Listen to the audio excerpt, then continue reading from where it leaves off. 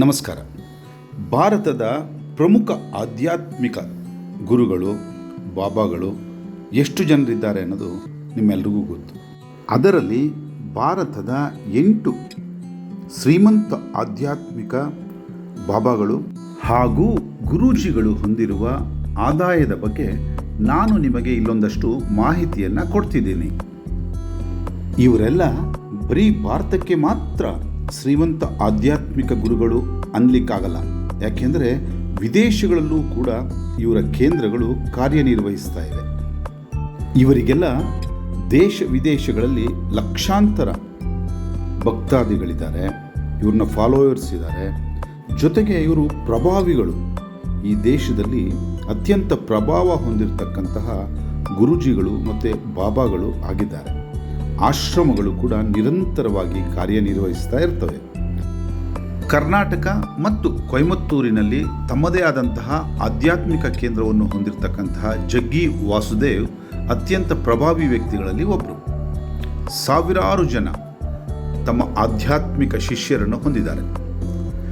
ಈ ಜಗ್ಗಿ ವಾಸುದೇವ್ ಅವರು ಬಹಳ ಪ್ರಮುಖವಾಗಿ ಯೋಗ, ಜೊತೆಗೆ ಗ್ಲೋಬಲ್ ವಾರ್ಮಿಂಗ್, ಭೂಮಿಯ ರಕ್ಷಣೆ, ನೀರಿನ ರಕ್ಷಣೆ ಇವೇ ಮುಂತಾದ ಕಾರ್ಯಗಳನ್ನು ತಮ್ಮ ಆಧ್ಯಾತ್ಮಿಕ ಚಟುವಟಿಕೆಗಳ ಜೊತೆಗೇ ಮಾಡೋದ್ರ ಮೂಲಕ ದೇಶ ವಿದೇಶಗಳಲ್ಲೂ ಗಮನ ಸೆಳೆದಿರ್ತಕ್ಕಂತಹ ವ್ಯಕ್ತಿ. ಇವರ ಆದಾಯ ಇವತ್ತಿನ ಮಟ್ಟಿಗೆ ಇತ್ತೀಚೆಗೆ ಪತ್ರಿಕೆಯೊಂದು ಹೇಳಿರುವಂತೆ ಸುಮಾರು 8 ಕೋಟಿ ಇವರು ಆದಾಯವನ್ನು ಹೊಂದಿದ್ದಾರಂತೆ. ಇನ್ನು ಕರ್ನಾಟಕದವರೇ ಆದ ಮತ್ತೊಬ್ಬ ಗುರೂಜಿ ಎಂದರೆ ಶ್ರೀ ರವಿಶಂಕರ ಗುರೂಜಿ. ಇವ್ರದ್ದು ಕೂಡ ದೇಶ ವಿದೇಶಗಳಲ್ಲಿ ತಮ್ಮದೇ ಆದಂತಹ ಅತ್ಯಂತ ಪ್ರತಿಷ್ಠೆಯನ್ನು ಹೊಂದಿರತಕ್ಕಂತಹ ಗುರೂಜಿ. ಯೋಗ, ಆಧ್ಯಾತ್ಮದ ಮೂಲಕವೇ ಜನರನ್ನು ಸೆಳೆದಿದ್ದಾರೆ.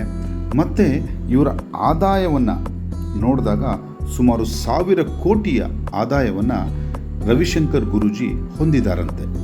ತಮ್ಮ ಆರ್ಟ್ ಆಫ್ ಲಿವಿಂಗ್ ಆಧ್ಯಾತ್ಮಿಕ ಕೇಂದ್ರದ ಮೂಲಕ ದೇಶ ವಿದೇಶಗಳಲ್ಲೂ ಕೂಡ ಸಾಕಷ್ಟು ಕೇಂದ್ರಗಳನ್ನು ಹೊಂದಿದ್ದಾರೆ. ಇನ್ನು ಬಾಬಾ ರಾಮದೇವ್ ಇಡೀ ದೇಶದಲ್ಲಿ ತನ್ನದೇ ಆದಂತಹ ವರ್ಚಸ್ಸನ್ನು ಪಡೆದಿರ್ತಕ್ಕಂತಹ ಗುರೂಜಿ. ಇವರು ತಮ್ಮ ಯೋಗ ಮೂಲಕನೇ ದೇಶದ ಜನರನ್ನು ಆಕರ್ಷಿಸಿದ್ದಾರೆ. ಜೊತೆಗೆ ದೇಶ ವಿದೇಶಗಳಲ್ಲೂ ಕೂಡ ಸಾಕಷ್ಟು ಕೇಂದ್ರಗಳನ್ನು ಮತ್ತು ತಮ್ಮ ಫಾಲೋವರ್ಸ್ಗಳನ್ನು ಹೊಂದಿರತಕ್ಕಂತಹ ಗುರೂಜಿ ಅಂತಲೇ ಹೇಳ್ಬೋದು. ಬರೀ ಗುರೂಜಿ ಮಾತ್ರ ಅಲ್ಲ, ರಾಜಕೀಯವಾಗಿಯೂ ಕೂಡ ಅತ್ಯಂತ ಪ್ರಭಾವಿ ಗುರೂಜಿ ಅನ್ನೋದು ಇಡೀ ದೇಶಕ್ಕೆ ಗೊತ್ತಿರುವಂಥ ವಿಚಾರ. ಜೊತೆಗೆ ಉದ್ಯಮಿ ಕೂಡ ಹೌದು.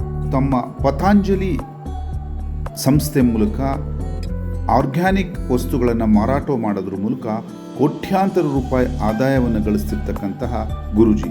ಇವರ ಆದಾಯ ಸರಿಸುಮಾರು 1600 ಕೋಟಿ ಅಂತ ಹೇಳಲಾಗ್ತಿದೆ. ಇನ್ನು ಗುರೂಜಿ ಬಾಬಾಗಳ ರೀತಿಯೇ ಭಾರತದಲ್ಲಿ ಅತ್ಯಂತ ಪ್ರತಿಷ್ಠೆಯನ್ನು ಹೊಂದಿರತಕ್ಕಂಥವರು ಮಾತಾ ಅಮೃತಾನಂದಮಯಿ. ಅಮ್ಮ ಎಂದೇ ಕರೆಸಿಕೊಳ್ಳುವ ಮಾತಾ ಅಮೃತಾನಂದಮಯಿಯವರಿಗೆ ದೇಶ ವಿದೇಶಗಳಲ್ಲೂ ಸಾಕಷ್ಟು ಜನ ಫಾಲೋವರ್ಸ್ ಇದ್ದಾರೆ. ತಮ್ಮದೇ ಆದ ಆತ್ಮಾನಂದಮಯಿ ಟ್ರಸ್ಟ್ ಮೂಲಕ ಶೈಕ್ಷಣಿಕ ಸಂಸ್ಥೆಗಳನ್ನು ನಡೆಸ್ತಾ ಬಂದಿರತಕ್ಕಂತಹ ಆತ್ಮಾನಂದಮಯಿಯವರಿಗೆ ಸುಮಾರು 1500 ಕೋಟಿಯಷ್ಟು ಆದಾಯ ಮತ್ತು ಅಸೆಟ್ ಇದೆಯಂತೆ. ಇನ್ನು 1990ರಿಂದ ಈಚೆಗೆ ಅತ್ಯಂತ ಖ್ಯಾತಿ ಪಡೆದಂತಹ ವ್ಯಕ್ತಿ ಅಂದರೆ ರಾಮ್ ರಹೀಮ್ ಸಿಂಗ್ ಅಂತ ಹೇಳಿ. ಈತನ ಒಟ್ಟಾರೆ ಆಸ್ತಿ 1455 ಕೋಟಿಯಷ್ಟಿದೆಯಂತೆ. ಗುರ್ಮೀತ್ ರಾಮ್ ರಹೀಮ್ ಸಿಂಗ್ ಒಂದು ರೀತಿ ವಿವಾದಾತ್ಮಕ ಬಾಬಾ ಅಂತಲೇ ಹೇಳ್ಬೋದು.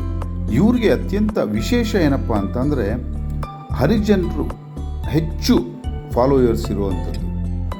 ಇನ್ನು ಆಸಾರಾಮ್ ಬಾಪು ಇವರು ವಿದೇಶದಲ್ಲೇ ಸುಮಾರು 350 ಆಶ್ರಮಗಳನ್ನು ಹೊಂದಿದ್ದಾರಂತೆ.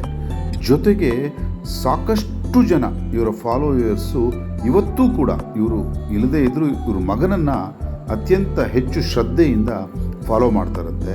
ಇವರ ಆದಾಯ ಸರಿಸುಮಾರು 350 ಕೋಟಿ ರೂಪಾಯಿ ಅಂತ ವರದಿಗಳು ಹೇಳ್ತವೆ. ಸ್ವಾಮಿ ನಿತ್ಯಾನಂದ ಬಗ್ಗೆ ನಿಮಗೆಲ್ಲ ಗೊತ್ತೇ ಇದೆ. ಈ ದೇಶದಲ್ಲಿ ಅವರು ಕೊಟ್ಟಂಥ ಕಾಟವನ್ನು ಸಹಿಸ್ಕೊಳ್ಳಿಕ್ಕಾಗದೆ ದೇಶವನ್ನೇ ಬಿಟ್ಟು ಹೋಗಿ ತಮ್ಮದೇ ಆದಂತಹ ಕೈಲಾಸವನ್ನು ಸೃಷ್ಟಿಸಿಕೊಂಡಿರುವಂತಹ ಆಧ್ಯಾತ್ಮಿಕ ಗುರು. ತಮ್ಮದೇ ಆದ ನಿತ್ಯಾನಂದ ಧ್ಯಾನಪೀಠಂ ಫೌಂಡೇಶನ್ ಮೂಲಕ ಸಾಕಷ್ಟು ಉತ್ತಮ ಕೆಲಸಗಳನ್ನು ಮಾಡುವುದ್ರ ಜೊತೆಗೆ ಆಧ್ಯಾತ್ಮದ ಮೂಲಕವೇ ದೇಶ ವಿದೇಶಗಳಲ್ಲಿ ಆಧ್ಯಾತ್ಮಿಕ ಶಿಷ್ಯರನ್ನು ಹೊಂದಿರತಕ್ಕಂತಹ ಸ್ವಾಮಿ ನಿತ್ಯಾನಂದ ಈಗ ತನ್ನದೇ ಆದಂತಹ ಒಂದು ದೇಶವನ್ನೇ ಹೊಂದಿದ್ದಾರೆ.